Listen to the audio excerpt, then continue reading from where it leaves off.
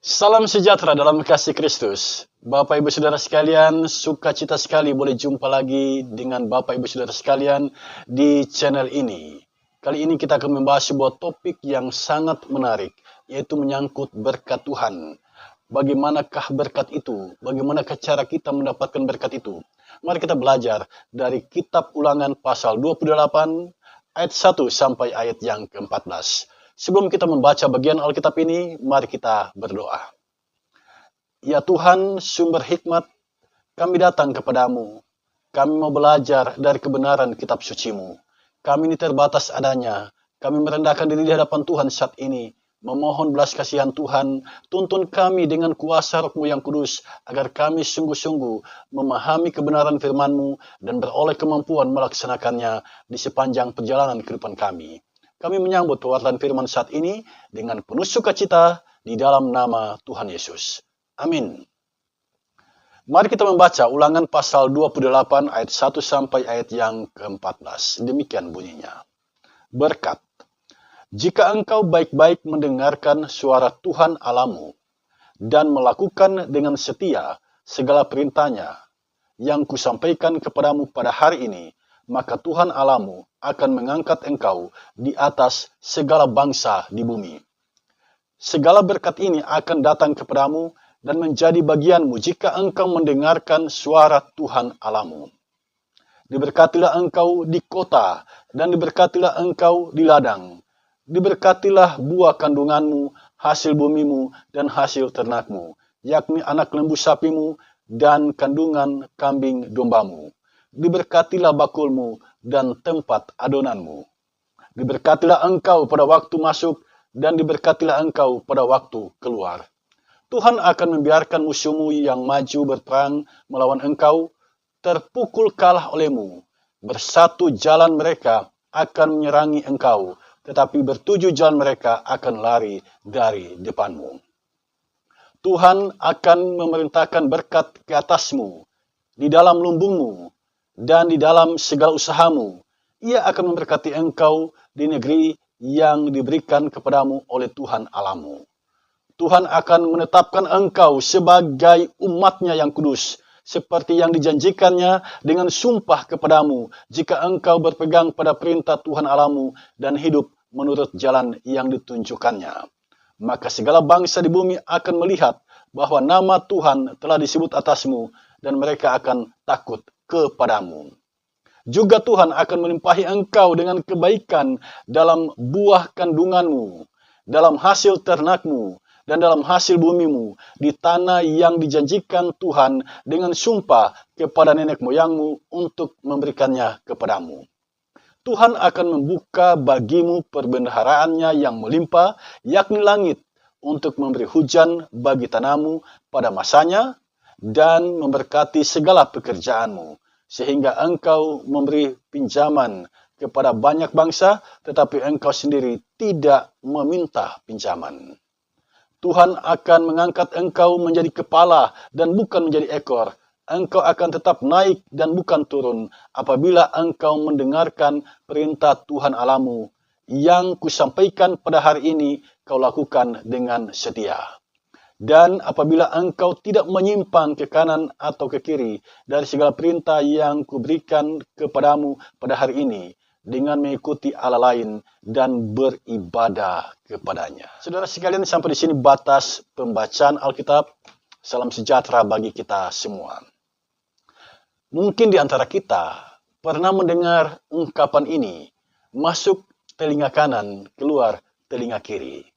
Ungkapan ini mengandung pesan, ada orang yang mendengar apa yang kita sampaikan, mendengar pesan, mendengar perintah, tetapi orang itu tidak melakukannya. Apakah Anda pernah berjumpa dengan orang yang seperti itu? Anda memberikan perintah kepada orang itu, tetapi orang itu pada saat itu dia mengiyakannya. Tetapi selanjutnya orang itu tidak melaksanakan apa yang engkau perintahkan. Ini tentu saja menyakitkan saudara sekalian. Sangat menyakitkan, dan bukan tidak mungkin Anda kesal dan marah kepada orang tersebut. Nah, kita sebagai manusia, ketika diperlakukan seperti itu, kita kesal, dan kita marah. Nah, pada saat ini, mari kita belajar dari bagian Alkitab ini. Ternyata, perilaku yang seperti itu tidak baik. Dan Tuhan tidak berkehendak dengan orang yang seperti itu. Yang Tuhan kehendaki, apa yang Dia perintahkan harus kita laksanakan. Dalam teks bacaan kita saat ini, Musa menyampaikan pesan dari Tuhan. Ya. Memang kitab Ulangan adalah kitab yang ditulis oleh Musa. Tradisi Yahudi meyakini tentang hal itu. Walaupun ada banyak teori yang mengatakan bukan Musa yang menulis kitab Ulangan, tetapi bangsa Yahudi sangat yakin bahwa Musa lah yang menulis kitab Ulangan ini. Ini adalah pidato perpisahan Musa, atau katakanlah amanat terakhir Musa kepada bangsa Israel. Bangsa Israel yang dimaksud di sini adalah generasi yang lahir di padang pasir. Generasi yang tidak menyaksikan keajaiban yang dilakukan oleh Tuhan melalui Musa dan Harun di hadapan Firaun. Generasi yang tidak menyaksikan keajaiban yang dilakukan oleh Tuhan, bangsa Israel melintasi Laut Tiberau. Generasi baru yang tidak menyaksikan Tuhan Allah menurunkan hukum Taurat melalui Musa. Nah, karena ini ada generasi yang lahir di padang pasir dan tidak lama lagi akan memasuki tanah Kanaan, Musa merasa harus memberikan bekal kepada mereka. Musa merasa harus ada nasihat bagi mereka. Dan teks bacaan kita saat ini merupakan nasihat Musa kepada generasi baru yang lahir di padang pasir ini sebelum mereka menduduki tanah Kanaan, sebelum mereka memasuki tanah yang dijanjikan oleh Tuhan itu. Nah, apa pesan Musa bagi mereka? Saya mengajak kita untuk melihat teks bacaan kita saat ini. Di sini, Musa memberikan pesan dalam ayat 1 dan ini sangat jelas dan tegas. Saudara sekalian, saya harus jujur mengatakan, ini ayat yang sangat-sangat menarik untuk kita simak bersama. Saya akan bacakan bagi kita semua. Jika engkau baik-baik mendengarkan suara Tuhan Allahmu dan melakukan dengan setia segala perintahnya yang kusampaikan kepadamu pada hari ini, maka Tuhan Allahmu akan mengangkat engkau di atas segala bangsa di bumi. Saudara sekalian, kesan saya ayat ini indah sekali. Karena di sini ada jaminan Tuhan mengangkat umat atas segala bangsa. Kemudian berlanjut pada ayat yang kedua, umat diberkati oleh Tuhan. Jadi ada dua hal yang dilakukan oleh Tuhan.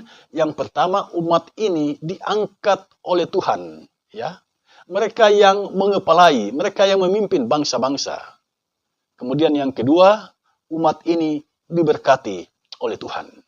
Bukankah kita menghendaki kehidupan yang seperti ini? Kita tidak ingin kehidupan kita di bawah, tetapi kita ingin kehidupan kita di atas. Artinya, kehidupan kita meningkat, kehidupan kita menjadi lebih baik, dan bukan terpuruk, bukan mengalami kesusahan yang tidak ada akhir. Kita ingin kehidupan kita itu benar-benar diberkati oleh Tuhan. Nah, yang indah ini, yaitu Tuhan mengangkat kita, dan Tuhan memberkati kita.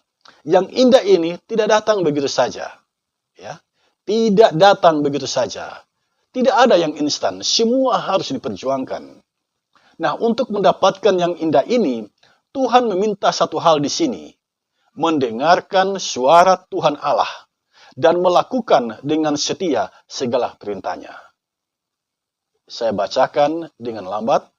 Mendengarkan suara Tuhan Allah dan melakukan dengan setia segala perintahnya. Jadi, mendengar dan melakukan dengan setia. Itu yang dikehendaki oleh Tuhan Allah. Jika kita menghendaki hidup kita itu diangkat oleh Allah, jika kita menghendaki hidup kita diberkati oleh Allah, lakukan dua hal ini dengan setia. Nah, mari kita dalami lebih dalam lagi. Ini penting saudara sekalian. Kita harus tahu mendengar yang dimaksud di sini seperti apa. Melakukan yang dimaksudkan di sini seperti apa. Nah, mendengar di sini Bukan seperti ungkapan di atas, masuk telinga kanan, keluar telinga kiri. Bukan dalam pengertian yang seperti itu. Mendengar di sini itu diterjemahkan dari sebuah kata dalam bahasa Ibrani, sama. Artinya memperhatikan dan menaati. Jadi, tidak cukup hanya mendengar, tetapi juga menaati. Tuhan menghendaki kita, kalau kita mau mendengar, dengar dengan sungguh-sungguh. Jadi kalau kita hadir di ibadah, dengar firman Tuhan, dengar sungguh-sungguh. Itu yang dikehendaki oleh Tuhan. Jangan setengah hati. Jangan sambil melamun. Dengarkan sungguh-sungguh kebenaran firman Tuhan itu. Nah, kalau kita mau mendengar dengan sungguh-sungguh, itu berarti ketika kita datang beribadah, mendengar firman Tuhan, persiapkan diri kita. Berkonsentrasilah ketika firman Tuhan itu dibentangkan. Itulah keinginan Tuhan bagi kita. Sebab jika itu dilakukan, akibatnya baik. Orang yang mendengar dengan sungguh-sungguh, dia pasti akan melakukan hal itu dengan sungguh-sungguh. Sebaliknya, jika dia mendengar hanya dengan setengah hati, maka dia melakukan itu juga dengan setengah hati, bahkan tidak sama sekali. Mendengar itu baik, saudara sekalian, sebab mendengar dengan sungguh-sungguh dan melakukannya dengan sungguh-sungguh, berkatnya sungguh luar biasa. Melalui kesempatan ini, saya mau bercerita tentang satu hal. Cerita ini sangat menarik, saudara sekalian. Saya waktu membaca cerita ini, saya tergugah. Dan saya menemukan ternyata ini rahasia kebenaran firman Tuhan yang kita baca saat ini. Dialami oleh seorang perempuan yang bernama Helen Keller. Anda pernah membaca kisah tentang Helen Keller? Pernah baca tentang kisah itu?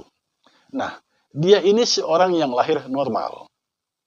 Dia punya pendengaran baik, pandangan matanya baik, semuanya normal. Tetapi ketika dia berusia 19 bulan atau 1 tahun 7 bulan, dia mengalami penyakit misterius. Matanya tiba-tiba menjadi buta. Pendengarannya tiba-tiba menjadi rusak. Jadi Helen Keller menjadi buta dan tuli. Nah, sekalipun dia buta dan tuli, ini tidak membuatnya patah semangat. Ya, dia tetap berjuang. Dan dunia pada akhirnya terpana dengan capaian-capaiannya. Di usia 12 tahun, dia telah berhasil menulis sebuah cerita yang menarik. Kemudian, Helen Keller yang buta dan tuli ini menjadi seorang sarjana. Tidak gampang, saudara sekalian, orang buta dan tuli bisa menjadi sarjana. Tidak gampang. Tapi Helen Keller membuktikan bahwa dia mampu. Dia bisa menjadi seorang sarjana. Dan kemudian dia menjadi aktivis. Dia menjelajah belahan dunia ini, mengubarkan semangat melawan penindasan terhadap kaum perempuan, melawan penindasan terhadap para buruh, melawan penjajahan, dan mengkampanyekan jangan ada lagi peperangan di dunia ini. Itulah Helen Keller, perempuan yang buta dan tuli sejak usia 19 bulan, menjadi pribadi yang dikagumi oleh dunia. Seorang sarjana dan seorang aktivis yang menjelajahi dunia ini. Saudara, mengapa Helen Keller menjadi hebat seperti itu? Setelah ditelusuri, ternyata ada sesuatu yang menjadi rahasia terbesar dalam kehidupan Helen Keller. Anda harus tahu ini. Seorang yang buta dan tuli berubah menjadi pribadi yang hebat. Ada rahasianya. Rahasianya adalah seorang yang bernama Anne Sullivan. Anne Sullivan adalah guru bagi Helen Keller. Dia membimbing Helen Keller dengan penuh cinta. Dia mengajarkan banyak hal, dan menariknya, Helen Keller mendengarkan itu dengan sungguh-sungguh, memperhatikan itu dengan sungguh-sungguh, dan melakukan apa yang diajarkan oleh Anne Sullivan. Pada akhirnya, dia berhasil. Dia menjadi penulis buku yang hebat. Bukunya yang berjudul The Story of My Life, diterjemahkan ke dalam 50 bahasa. Inilah kehidupan Helen Keller. Menjadi pribadi yang hebat karena dia memperhatikan apa yang dikatakan oleh gurunya Anne Sullivan, dan dia melakukan apa yang dikatakan oleh gurunya. Saudara, Tuhan kita menghendaki kehidupan kita seperti itu. Ketika kita mendengar firman Tuhan, dengarkan itu dengan saksama, dengarkan itu dengan sungguh-sungguh, dengarkan itu dengan penuh perhatian, dan lakukan itu dengan sungguh-sungguh, lakukan itu dengan teliti. Itulah kehendak Tuhan bagi kita. Jika itu kita lakukan dengan sungguh-sungguh, maka kehidupan kita diangkat oleh Tuhan seperti Helen Keller. Kehidupan kita diangkat oleh Tuhan dan kita diberkati oleh Tuhan. Saudara, mendengar dan melakukan itu harus sejalan. Melakukan dalam bahasa Ibraninya lismor. Melakukan dengan setia, lismor la asot, itu bahasa Ibraninya. Arti harfiahnya adalah melakukan dengan penuh perhatian, melakukan dengan cermat, melakukan dengan hati-hati. Jadi simpulannya, yang Tuhan kehendaki bagi kita adalah mendengarkan firman-Nya dengan sungguh-sungguh dan melakukan firman itu dengan sungguh-sungguh. Musa katakan di sini, jika itu dilakukan, pertama, Tuhan akan mengangkatmu. Dalam ayat yang ke-13, engkau tidak akan turun, tetapi engkau akan naik. Engkau akan menjadi kepala dan bukan menjadi ekor. Luar biasa saudara sekalian. Tuhan mengangkat kita menjadi kepala dan bukan menjadi ekor. Ulangan 28 ayat 13. Yang kedua, segala berkat akan datang dan menjadi bagianmu. Itu dicatat di dalam Kitab Ulangan pasal 28 ayat 2 bacaan kita saat ini. Nah, berkat apa saja itu? Kalau kita mencermati, memperhatikan ayat 3 dan 6, di sini kita menemukan adanya perlindungan dari Tuhan. Dimanapun kita berada, kemanapun kita pergi, kita dilindungi oleh Tuhan. Alangkah bahagianya kehidupan jika kita melangkah, kemanapun kita melangkah, kita dilindungi oleh Tuhan. Yang kedua, dalam ayat yang keempat sampai ayat yang kelima, keluarga kita diberkati oleh Tuhan. Buah kandungan diberkati, hasil bumi diberkati, hasil ternak diberkati. Yang ketiga, ayat 7, kita mengalami kemenangan-kemenangan dalam peperangan. Kita mengalami kemenangan-kemenangan. Mengapa? Karena Tuhan memberkati kita. Yang keempat, segala usaha kita, pekerjaan kita, dibuat Tuhan berhasil karena Tuhan memberkati kita. Dan yang kelima, relasi kita dengan sesama, relasi kita dengan bangsa lain adalah relasi yang menyenangkan, relasi yang benar-benar baik di mata Tuhan. Nah, saudara sekalian, kata berkat dalam ayat 2, berakot, dari kata berakah, artinya blessing, memberkati. Arti harfiahnya memuji, menyelamati, itu berkat. Jadi kalau seseorang diberkati oleh Tuhan, itu berarti orang itu dipuji oleh Tuhan, orang itu diselamatkan oleh Tuhan. Contohnya Abraham, dia ada di kampung berhala. Tuhan yang menyelamatkan dia, mengeluarkannya dari kampung berhala Ur-Kasdim. Nah, kalau kita membaca Kejadian 1 ayat 22, Allah memberkati makhluk di laut dan burung di udara supaya berkembang dan memenuhi bumi. Kejadian 1 ayat 28, Allah memberkati Adam dan Hawa supaya menguasai makhluk lain. Kalau kita melihat Kejadian 12 ayat 1 sampai 3, Tuhan Allah memberkati Abraham agar namanya masyhur, keluarganya sejahtera, dan Siapapun yang memberkati Abraham, dia diberkati oleh Tuhan. Dari sini dapat kita simpulkan bahwa berkat yang dimaksud dalam kitab Kejadian dan di dalam kitab Ulangan ini, itu menunjuk pada kebahagiaan dan kesejahteraan. Jadi orang yang diberkati adalah orang yang bahagia, lahir dan batin. Orang yang diberkati adalah orang yang sejahtera dalam menjalani kehidupan. Nah, ada kata berkat yang lain dalam bahasa Ibrani, yaitu esher. Diterjemahkan ke dalam bahasa Indonesia kebahagiaan. Contohnya Ayub 5 ayat 17, Mazmur 1 ayat 1 sampai 3, ya. Itu kebahagiaan.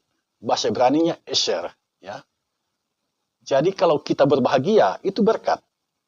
Berkat dari Tuhan. Dalam Alkitab Perjanjian Baru, kita berjumpa dengan kata berbahagialah, makarios bahasa Yunaninya. Ya, itulah berkat dari Tuhan. Ketika kita bisa berbahagia hari ini, itu berkat dari Tuhan. Ada juga kata yang lain dalam bahasa Yunani yang menunjuk pada berkat, yaitu eulogia. Tapi ada yang menarik di sini, saudara sekalian. Ternyata kata eulogia ini yang diterjemahkan berkat, terjemahan harfiahnya adalah perkataan baik. Perkataan baik. Jadi kalau orang berbicara hal-hal yang baik, orang itu sedang memberkati kita. Kalau Tuhan mengucapkan kata-kata yang baik bagi kita, Tuhan sedang memberkati kita. Nah, dalam menjalani kehidupan, acap kali ucapan kita tidak menjadi berkat bagi orang lain. Mengapa? Karena ucapan kita penuh dengan makian, ucapan kita penuh dengan fitnah, ucapan kita menyakiti hati orang lain. Nah, ucapan-ucapan yang seperti itu bukan berkat. Yang disebut berkat dalam bahasa Yunani eulogia adalah perkataan baik. Yang kemudian berkembang menjadi kebaikan-kebaikan yang kita tabur di dalam kehidupan ini.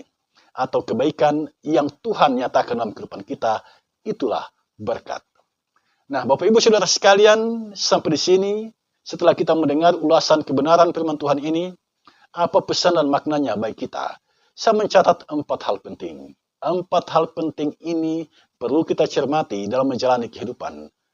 Sebab kalau kita mengabaikannya, kehidupan kita tidak menjadi berkat. Kalau kita mengabaikannya, kita tidak akan menikmati berkat Tuhan. Nah, apa saja pesan dan maknanya? Mari kita perhatikan satu persatu. Yang pertama, berkat surgawi itu bersyarat. Sekali lagi, berkat surgawi atau berkat dari Tuhan itu bersyarat. Ya, bersyarat. Berkat diberikan jika, perhatikan ayat 1 bacaan kita. Jika mendengar suara Tuhan atau firman Tuhan dan melakukan dengan setia perintahnya. Jika mendengar dan melakukan dengan sungguh-sungguh firman Tuhan, kita beroleh berkat. Tetapi jika tidak mendengar dengan sungguh-sungguh dan tidak melakukan dengan sungguh-sungguh, berkat itu jauh dari kehidupan kita. Jadi berkat itu ibarat mutiara. Orang tidak akan mungkin mendapatkan mutiara jika dia tidak berjuang menyelam ke dasar laut. Orang harus berjuang dulu menyelam ke dasar laut, baru dia mendapatkan mutiara itu. Demikian halnya dengan berkat. Kita harus bekerja keras, kita harus berjuang agar berkat itu diberikan Tuhan kepada kita. Jadi berkat adalah ganjaran yang Tuhan berikan kepada orang yang mau bekerja keras. Karena itu perhatikan Amsal 6 ayat 6. Si pemalas disuruh oleh Tuhan belajar kepada semut. Manusia belajar pada binatang. Manusia makhluk yang termulia, tapi disuruh belajar pada binatang. Tuhan tidak menghendaki si pemalas. Yang Tuhan kehendaki adalah orang yang bertekun sampai akhir.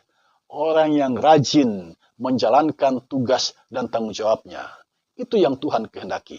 Orang-orang yang seperti itulah yang diberkati oleh Tuhan. Jadi simpulannya, kalau ingin diberkati, kerja. Kalau ingin diberkati, Anda harus bekerja. Tidak ada berkat bagi si pemalas. Yang kedua, banyak orang punya harapan agar hidupnya diangkat oleh Tuhan. Bukan jadi ekor, tetapi menjadi kepala. Yang aneh adalah tidak mau berjeri lelah dan melaksanakan perintah Tuhan. Ini aneh, saudara sekalian. Harapannya begitu tinggi, ingin jadi kepala. Tetapi dia tidak mau mendengar firman Tuhan dan melaksanakan firman Tuhan itu dengan sungguh-sungguh. Padahal untuk menjadi kepala, supaya Tuhan mengangkat hidup kita, dua hal itu harus kita lakukan. Mendengar dengan sungguh-sungguh firman Tuhan dan melaksanakan firman Tuhan itu. Tidak mungkin Tuhan mengangkat hidup kita menjadi kepala jika kita adalah pribadi yang tidak taat kepada Tuhan. Jadi ketaatan itu penting, karena dengan ketaatan Tuhan mengangkat kita. Kita bukannya turun, tetapi kita naik. Yang ketiga, belajarlah untuk menjadi pendengar firman Tuhan dan pelaku firman Tuhan yang sungguh-sungguh. Hal ini harus saya tegaskan melalui kesempatan ini, sebab banyak orang mendengar tetapi hanya setengah hati. Ada banyak orang mendengar tetapi sambil lalu. Ada banyak orang mendengar tetapi tidak fokus. Ketika firman dibentangkan, dia tidak fokus mendengar. Dia asik bermain handphone. Atau dia sedang melamun, pikirannya entah kemana. Nah, kali ini melalui Ulangan pasal 28 ayat 1 sampai ayat yang ke-14. Tuhan melawat kita. Bertobatlah dari cara hidup yang seperti itu. Kalau mendengar firman, dengarkanlah sungguh-sungguh. Dan dengan mendengar sungguh-sungguh, kita pasti termotivasi untuk melakukan kebenaran firman Tuhan itu dengan sungguh-sungguh. Firman Tuhan yang diwartakan, jangan lewat begitu saja. Yang keempat, ini yang terutama dan yang paling prinsip dalam kehidupan. Tuhanlah sumber berkat. Jika Tuhan sumber berkat dan Dia telah memberkati kita, jadilah berkat bagi sesamamu. Demikianlah ulasan kebenaran firman Tuhan saat ini. Tuhan Yesus sumber hikmat senantiasa memberkati kita. Amin.